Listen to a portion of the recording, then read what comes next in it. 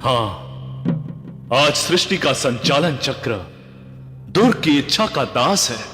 हे महाकालेश्वर, इसका अर्थ तो यह हुआ कि दुर्ग के अत्याचारों का कभी अंत नहीं होगा। धैर्य रखिए नारायण, धैर्य रखिए, विश्वास कीजिए, दुर्ग का अंत अवश्य होगा। हे दयासागर महादेव, दुर्ग का अंत कब होगा, कैसे होगा, जबकि आप तीनों देव उस अधर्मी दुर्ग का वध करने में अपनी असमर्थता व्यक्त कर चुके हैं।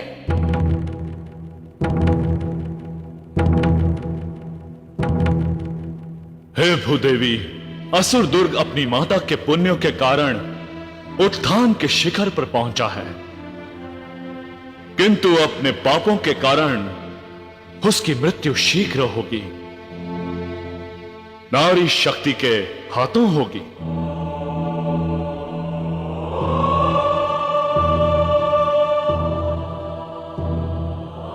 एक तपस्विनी नारी का दुर्ग को दिया गया श्राप उसकी मृत्यु का कारण बनेगा। हे दुराचारी, आगे मत बढ़। मैं अखंड ब्रह्मचारिणी योगिनी हूं। यदि तूने मुझे स्पर्श किया तो तुझे श्राप दे दूंगी। नहीं कामिनी, दुर्ग तो स्वयं सृष्टि का महाशाप बनकर प्रकट हुआ है। भला हमें कौन शाप दे सकता है? नहीं आतताई नहीं, तू मुझ पवित्र बाला को स्पर्श भी नहीं कर सकता। हम स्पर्श से संतुष्ट नहीं होते कोमल बाला, हम तुम्हारा आलिंगन करेंगे। ओ दुष्ट, अधम, नीच पापी, तूने मेरे सत को छलने का साहस किया है। मैं तुझे श्राप देती हूं, तेरी मृत्यु एक नारी के हाथों होगी, नारी के हाथों। विश्वास रखो, उस नारी का श्राप व्यर्थ नहीं जाएगा। हे भोले बाबा, कृपया बताइए ना, कौन सी नारी शक्ति उस दुर्ग रूपी पापी का वध करेगी? वही शक्ति अधर्मी दुर्ग का भी संहार करेगी, जिसने महाबली महिषासुर का वध किया था। इसका अर्थ तो ये हुआ प्रभु कि माता जगदम्बे के हाथों ही दुर्ग का अंत होगा। हां देवी, ऐसा ही होगा।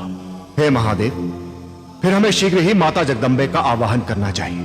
अवश्य, आओ हम सब मिलकर माता भगवती से प्रार्थना करें। हम पर कृपा करो मां, हमें दर्शन दो मां, सृष्टि के संकटों का निवारण करो मां, हमारी विपदा हरो, हमें दर्शन दो मां, हमें दर्शन दो।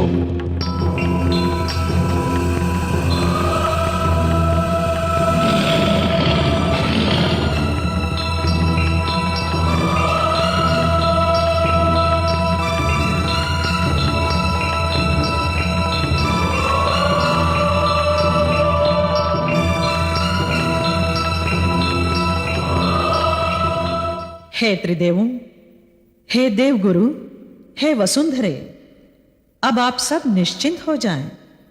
मेरा प्रकट होना ही आपके संकटों का अंत है, संसार के दुखों का महाअंत है। आप सबका दुखी होकर मुझे पुकारना इस बात का प्रमाण है कि महापापी दुर्ग के पापों का अंत होकर रहेगा।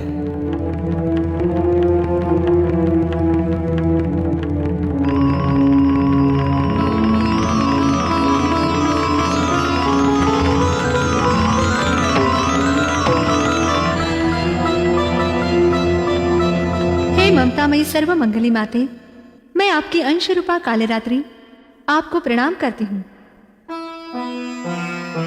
कहिए, किस कार्य हेतु आपने मुझे प्रकट किया है? समय की पुकार ने आज तुम्हें प्रकट किया है कालरात्रि। बोलो माते, किस अधर्मी का रक्तपान करना है? किस पापी के खंड खंड करने हैं? किस दुराचारी की कपाल क्रिया करनी है? हे कालरात्रि, तुम्हें मेरी दूती बनकर अत्याचारी दुर्ग के पास जाना है, उसे मेरा संदेश और चेतावनी देनी है। कैसी चेतावनी माते?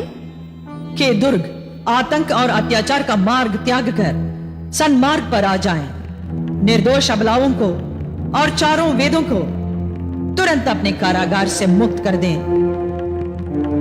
इतना ही नहीं, उस नराधम दुर्ग से कह देना कि वो देवताओं को स्वर्ग का राज्य सौंपकर पाताल चला जाए। इसी में उसकी भलाई है। ठीक है माते, यदि उस अभिमानी दुर्ग ने आपकी चेतावनी को अनदेखा किया तो मैं उसी समय दुर्ग का सर्वनाश कर दूंगी। चलती हूं माते। ठहरो कालरात्रि। हे प्रिय कालरात्रि, स्मरण रहे मैं जगत माता हूं। मेरी ममता की तुला पर सभी समान तोले जाते हैं।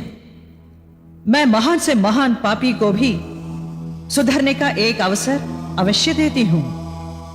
यही मेरी ममता की सीमा रेखा है। तुम दूती बनकर जा रही हो कालरात्रि, अतः अपनी रक्षा के लिए ही तुम शक्ति का प्रयोग करना, अन्यथा नहीं। ठीक है माते, आपकी आज्ञा का हर मूल्य पे सम्मान होगा।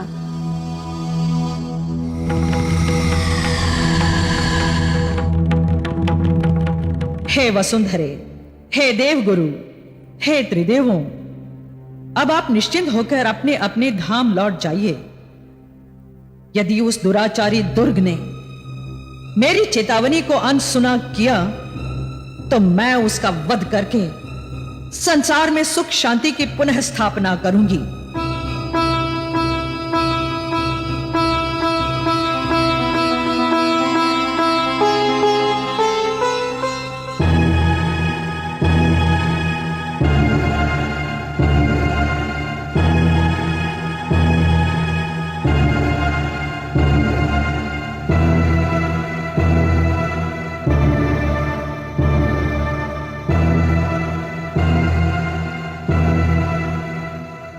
हाँ महामाते जी, हाँ सेनापति, ये अटल सत्य है कि इस समय सारे ब्रह्मांड की सुंदर देवबालाएं, अप्सराएं, अनगिनत रमणियां अपने कामों का अभाव से हमारे तन मन की प्यास बुझा रही हैं। स्वर्ग विजेता महाबली दुर्ग की, त्रिलोकीनाथ महाबली दुर्ग की, महाबली दुर्ग की, महाबली दुर्ग की जय।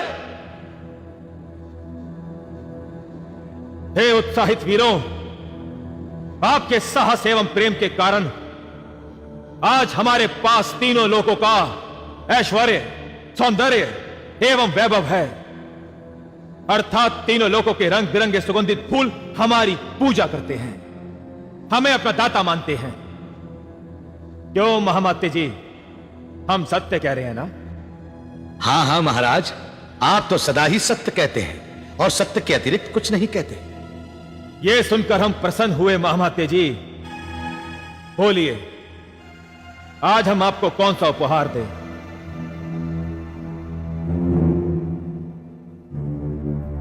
जी बोलिए महामाते जी, क्या उपहार चाहिए आपको?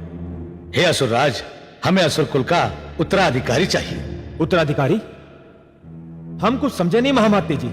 हे महाबली, जिस प्रकार बलिदानी रूरू महाराज के उत्तराधिकारी के रूप में आपने उनके हत्यारों को दंड देकर तीनों लोकों में हम असुरों के गौरव का ध्वज फहराया है, वैसे ही आप रुक क्यों गए महामाते जी?